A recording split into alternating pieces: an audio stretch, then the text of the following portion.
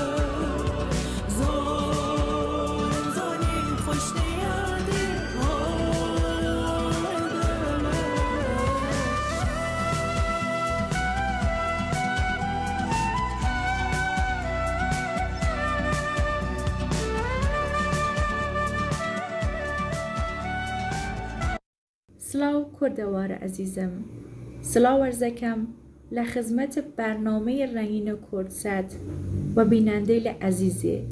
بەندە ئازیتا ئیبراهیمیم لە شاری کرماشان. عرض ادب و احترام دارم لە خدمەتان. ئاهەنگی جدیدم و اسم درد دووری تقدیمەکەم و پێشکەشەکەم لە تەمام کوردزوانەی لە ئەزیزم و تشکر کم لتمام عزیزیلی که حمایت کن و ابراز محبت کن. کار جدیدم سبک پاپه.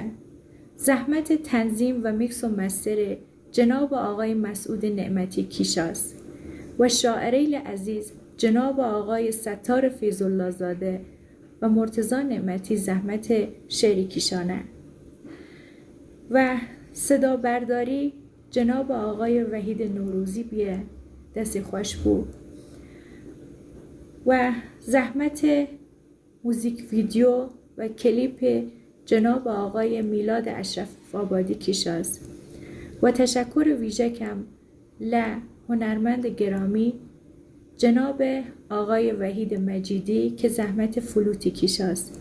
امیدوارم کار جدیدم و دلتان بنیشه.